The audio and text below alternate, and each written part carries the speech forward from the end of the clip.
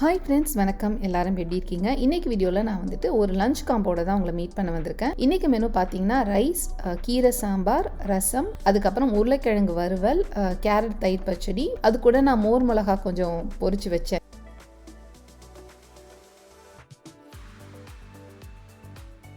இப்போ நாம் lunch preparation start பண்ணிடலாம். இந்த காய்கறி கட் பண்ணுறதுக்கு எனக்கு ஒரு 30 மினிட்ஸ் ஆச்சு. அதுக்கப்புறம் சமையலுக்கு 1 ஹவர் எடுத்துக்கிட்டேன். வீடியோ எடுத்ததுனால 1 ஹவர், அப்படி இல்லைனா ஒரு 40 மினிட்ஸ் கூட ஆகாது. ஏன்னா 4 அடுப்புலையும் ஒவ்வொரு ஐட்டம் வச்சு நான் செஞ்சுருவேன். அந்த டைம்லேயே பேரலாக க்ளீனிங், பாத்திரம் வளர்க்குறது எல்லாமே செஞ்சுருவேன். ஃபஸ்ட்டு சாம்பாருக்கு நம்ம செய்ய ஆரம்பிச்சிடலாம்.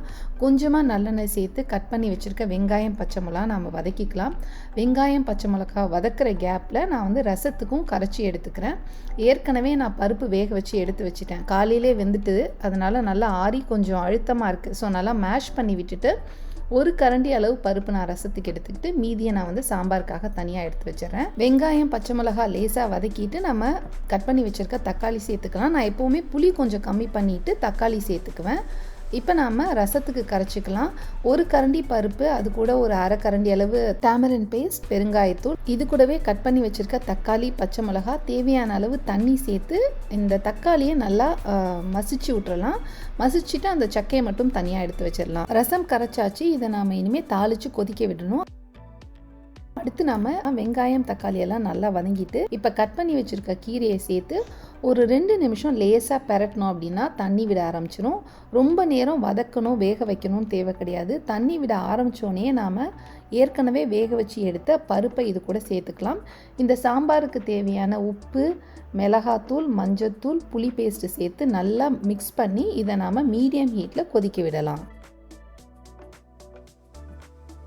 சாம்பாருக்கு தேவையான எல்லா மசாலாவும் சேர்த்து அது கொதிக்க ஆரம்பித்தோன்னா அதை நம்ம பின்னாடி அடுப்புக்கு மாற்றிட்டு ரசத்துக்கான வேலையை நம்ம ஸ்டார்ட் பண்ணிடலாம். கடாயில் கொஞ்சமாக எண்ணெய் சேர்த்து கடுகு போட்டு தாளிச்சிட்டு அதுக்கப்புறம் ரசம் கரைச்சிட்டு எடுத்து வச்ச தக்காளி, பச்சை மிளகா இது கூட சேர்த்து நல்லா வதக்கிட்டு ரசத்துக்காக கரைச்சி வச்சிருக்கதை இது கூட சேர்த்து கொதிக்க விட வேண்டியதான். கொஞ்சமாக மிளகு, ஜீரகம், பூண்டு தட்டி போட்டு உப்பு சேர்த்தோம் அப்படின்னா ரசம் ரெடி. ரசத்தை ஆஃப் பண்ணிவிட்டு அது கூட ஒரு கைப்பிடி ஃப்ரெஷ் கொத்தமல்லி சேர்த்து மூடி வச்சிங்கன்னா ரசம் கமகமன்னு நல்ல வாசனையாக இருக்கும். ரசம் ரெடி பண்ணுற டைம்லேயே நான் பேரலாக சாம்பாருக்கும் தயிர் பச்சடிக்கும் சேர்த்து ஒன்றா தாளிச்சிட்டேன். கடுகு, உளுத்தம்பருப்பு, பெருங்காயத்தூள் போட்டு தாளித்தேன். சாம்பார் நல்லா கொதி வந்தோன்னு ஒரு கைப்பிடி ஃப்ரெஷ் கொத்தமல்லி போட்டு நம்ம ஏற்கனவே தாளித்து வச்சிருக்கிறதுல இதில் கொஞ்சம் சேர்த்துக்கிட்டு மீதியை நான் தயிர் பச்சடிக்கு எடுத்து வச்சுட்டேன். தாளிச்சிட்டு நீங்கள் உடனே மூடி வச்சிங்கன்னா அந்த வாசனை நல்லா இறங்கிடும் சாம்பாரில். துருவி வச்ச கேரட் கூட நம்ம தாளிச்சு வச்ச கடுகு, உளுத்தம்பருப்பு சேர்த்து தயிர், அதுக்கப்புறம் உப்பு, கொஞ்சமா சீரகத்தூள் சேர்த்து கலந்து வச்சோம்னா கேரட் தயிர் பச்சடி ரெடி. ஃப்ரீக்வெண்ட்டாக நான் பார்த்தீங்கன்னா தயிர் பச்சடி செய்வேன். அதுவும் சாம்பார், தால் செய்கிற அன்னைக்கெல்லாம் கண்டிப்பாக ஏதாவது ஒரு ரைத்தா இருக்கும். ரைத்தா செஞ்சு முடிச்சுட்டு நான் உருளைக்கிழங்கு வறுவல் செய்ய வந்துட்டேன். இன்றைக்கி நான் உருளைக்கிழங்கு வறுவல் ஏர் ஃப்ரையரில் தான் பண்ணேன். டீட்டெயில்டு ரெசிபி, அதாவது எந்த மாதிரி ப்ரிப்பேர் பண்ணேன் அப்படின்றது செப்பரேட்டாக போஸ்ட் பண்ணுறேன்.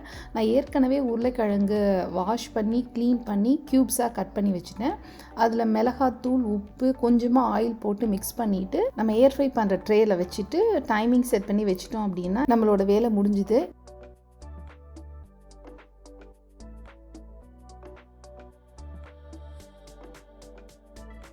உருளைக்கிழங்கு வறுவல் ரெடி ஆயிடுச்சு. இதை நம்ம ஒரு பவுலில் ட்ரான்ஸ்ஃபர் பண்ணிட்டோம் அப்படின்னா நம்மளோட லஞ்ச் ப்ரிப்பரேஷன் ஓவர்.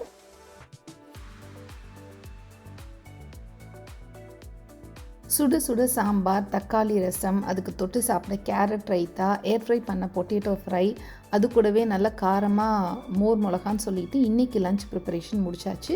இந்த வீடியோ பிடிச்சதுன்னா மறக்காமல் லைக் பண்ணுங்கள். என்னோடய மற்ற ரெசிபீஸும் பாருங்கள். இது வரைக்கும் நீங்கள் என்னோடய சேனலுக்கு சப்ஸ்கிரைப் பண்ணதில்லைன்னா கண்டிப்பாக அனிதாஸ் ஹாப்பி ஹோம்க்கு சப்ஸ்கிரைப் பண்ணுங்கள். நெக்ஸ்ட்டு இன்னொரு இன்ட்ரெஸ்டிங் ரெசிபியோடு உங்களை நான் மீட் பண்ணுறேன். அது வரைக்கும் be cool, be happy, bye bye.